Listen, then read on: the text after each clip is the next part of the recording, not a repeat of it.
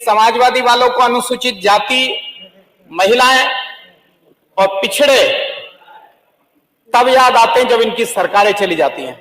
अधिष्ठाता महोदय, इन्होंने जो समाजवादी के शासनकाल में अत्याचार किए, मैं अनुसूचित समाज के रिजर्व सीट से विधायक हूं, ये लोगों ने जो अत्याचार किए उसको पूरा उत्तर प्रदेश जानता है।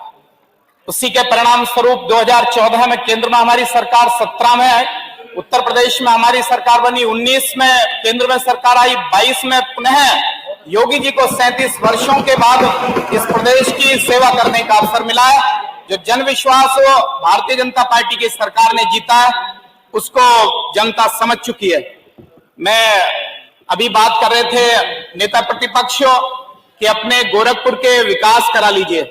अब किसी सफाई का विकास नहीं होता है, बल्कि 75 के 75 जनपदों का विकास समान रूप से होता है। यही सबका साथ सबका विकास है। एक और चर्चा की उन्होंने सांड के विषय में, सांड के विषय में चर्चा की। अधिष्ठाता महोदय, मैं आपके माध्यम से विपक्ष को बताना चाहता हूं, अधिष्ठाता महोदय, मैं आपके माध्यम से विपक्ष को बताना चाहता हूं कि आदरणीय योगी आदित्यनाथ जी ने बहुत सारे सांडों का इलाज कर दिया, या तो ऊपर पहुंचे या जेलों के अंदर पहुंचे। आज चारों तरफ विकास दिखाई दे रहा है। जो अत्याचार किए, जो शोषण किया, आज डॉक्टर भीमराव अंबेडकर जी याद आते। इन्होंने बाबा साहब को भूमाफिया जैसे शब्दों का प्रयोग किया था। इन्हीं के नेताओं ने भूमाफिया जैसे शब्दों का प्रयोग किया था। और बहन कुमारी मायावती जी को गेस्ट हाउस में मारने की कोशिश इन्हीं लोगों ने की थी। ये अनुसूचित समाज के रक्षक अपने आप को दिखाना चाहते हैं। अनुसूचित समाज जानता है, देश के प्रधानमंत्री जी ने, उत्तर प्रदेश के माननीय मुख्यमंत्री जी ने समान रूप से सभी वर्गों को लेकर के आज आगे बढ़ रहे हैं। बिना भेदभाव के नौकरियां दी जा रही है, बिना भेदभाव के विकास कार्य किए जा रहे हैं। उस जो इन लोगों के द्वारा हुआ उस सब को पीछे रखते हुए सुशासन का जो ये दौर चल रहा है, रामराज की तरफ हमारा प्रदेश आगे बढ़ रहा है। रामचरितमानस पर उंगलियां उठाते हैं। राम हमारे रग रग में है, राम हमारे रोम रोम में है, राम हमारी सांसों में है, राम हमारे आदर्श है, राम मर्यादा पुरुषोत्तम भगवान श्री राम। हम भगवान राम को मानने वाले, भगवान कृष्ण को मानने वाले हैं। ये शंकर की भूमि है, ये गंगा यमुना सरस्वती की भूमि है, ये डॉक्टर भीमराव अंबेडकर की भूमि है, ये अंत्योदय के प्रणेता पंडित दीनदयाल उपाध्याय जी की भूमि है, अखंड भारत का स्वप्न देखने वाले डॉक्टर श्याम प्रसाद मुखर्जी जी की भूमि है।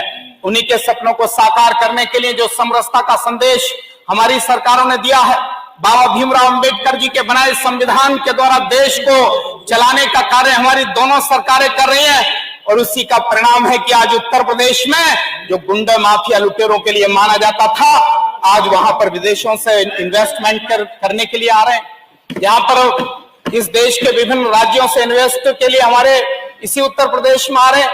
G20 की अध्यक्षता करने का सौभाग्य हमारे देश के प्रधानमंत्री जी के प्रयासों द्वारा इस देश को मिला। हमारे उत्तर प्रदेश में G20 के कार्यक्रम आयोजित किए जा रहे हैं, इन्वेस्टर समिट, जिससे 84 लाख हमारे भाई बहनों को, 94 लाख भाई बहनों को रोजगार के अवसर उपलब्ध होंगे। क्योंकि हम सबको साथ लेकर के चलना चाहते हैं, हमारी सरकार सबको साथ लेकर के चलना चाहती है। मैं धन्यवाद करता हूं। कांवड़ यात्रा पर रोक लगाने का काम इन्हीं लोगों ने किया था। हरिद्वार से जो कांवड़ लेकर आते थे उनके ऊपर थूका जाता था। समाजवादी की सरकार में कांवड़ को खंडित करने का काम किया जाता था। आज उनकी तरफ एक उंगली उठाकर देखने की भी किसी की हिम्मत नहीं है। ये योगी राज है। ये आज हम अपने धर्म, अपनी संस्कृति, अपनी विचारधारा, अपने पर्यटनों को विकास के लिए जो पूरे प्रदेश के अंदर एक सुशासन का राज्य स्थापित हुआ है, मैं बधाई देना चाहता हूं उत्तर प्रदेश के माननीय मुख्यमंत्री जी को इसके लिए।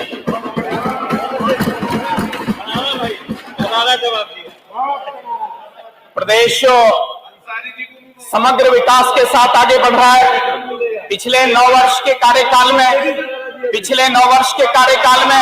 शौचालयों का निर्माण, पिछले 9 वर्ष के कार्यकाल में शौचालयों का निर्माण, आवास का निर्माण, हमारे किसान भाइयों के लिए किसान सम्मान निधि, किसानों को आगे बढ़ाने के लिए, उनकी आय को दुगनी करने के लिए हमारी सरकार के द्वारा जो कार्य किए गए हैं, उससे आप लोग भी अछूते नहीं है। आपको भी लाभ मिल रहा है और अंदर अंदर आप भी महसूस करते होंगे कि सरकार यही अच्छी है, यही हमेशा आनी चाहिए और हम 24 में भी आएंगे, 27 में भी आएंगे, क्योंकि हमारे यहाँ पर भेदभाव नहीं है, बेटियों में भेदभाव नहीं है, हमारे यहाँ जात पात के आधार पर भेदभाव नहीं है, हम सबको साथ लेकर के चल रहे हैं। इसलिए मेरे विपक्ष के मित्रों, आपसे कहना चाहता हूं कि सच्चाई को स्वीकार करिए। आप लोगों ने अत्याचार किया अनुसूचित समाज पर, आज भाजपा की तरफ अनुसूचित समाज बढ़ रहा है और आज हम जाटव समाज के 20 से अधिक विधायक भारतीय जनता पार्टी से चुन करके आए। आप लोगों ने तो हमेशा नीचे धकेलने का काम किया है। अधिष्ठाता महोदय, मेरी विधानसभा क्षेत्र धनौरा, जिसमें गजरौला औद्योगिक नगर भी आता है, दिल्ली जाने के लिए जब इन लोगों की सरकार थी, कांग्रेस की सरकार थी, 4-4, 6-6 घंटे लगते थे। आज हमारे केंद्रीय परिवहन मंत्री जी ने उसको 1.5 घंटे 1.5 घंटे में हम दिल्ली पहुंच जाते हैं। नहरों का निर्माण किया गया है, बिजली घरों का निर्माण किया गया है, सेतु निर्माण किए गए और मेरे विधानसभा क्षेत्र में तिगरी धाम आता है, जहां पर 20 से 30 लाख श्रद्धालु हर वर्ष कार्तिक पूर्णिमा पर आते हैं। उस मेले को आदरणीय योगी जी ने सरकारी घोषित करने का काम किया और इस बार उसकी पर्यटन की दृष्टि से विकास के लिए भी योगी जी ने कहा है कि इसका हम विकास करेंगे। आपके माध्यम से मैं मांग करता हूं, दिल्ली और नैनीताल के बीच में कोई पर्यटन की दृष्टि से धार्मिक स्थल नहीं है।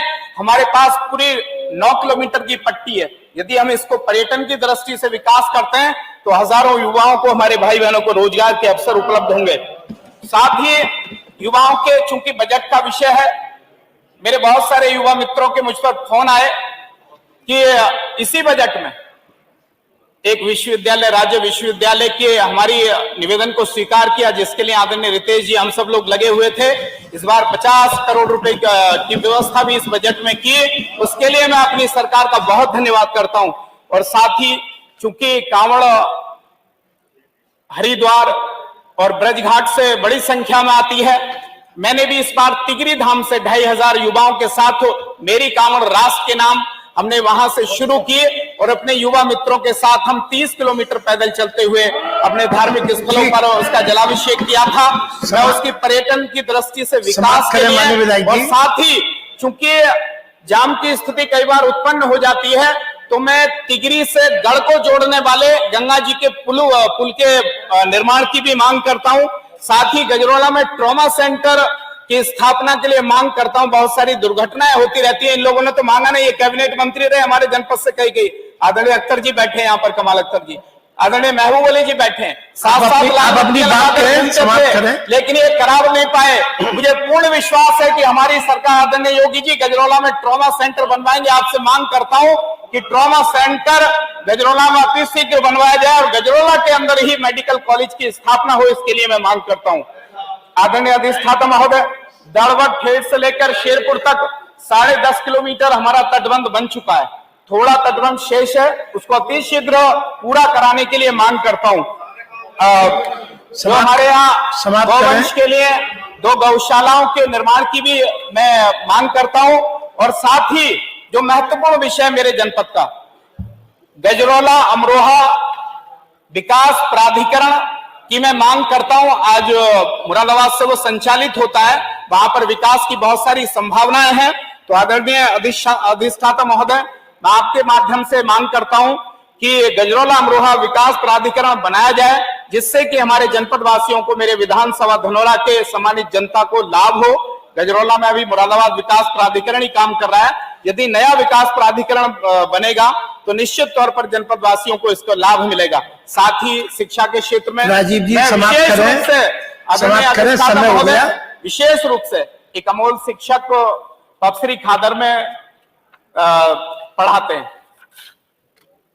कोविड में उनके साथी की डेथ हो गई थी, लेकिन एक शिक्षक 134 बच्चे, बाकी हमने व्यवस्थाएं अभी की हैं, वो प्रत्येक स्थान पर प्रथम अपने स्कूल को लाने की कोशिश करते हैं। तो ये अनेक परिवर्तन विधानसभा के अंदर, प्राइमरी एजुकेशन में, हमारी माध्यमिक एजुकेशन में, उच्च शिक्षा में जो परिवर्तन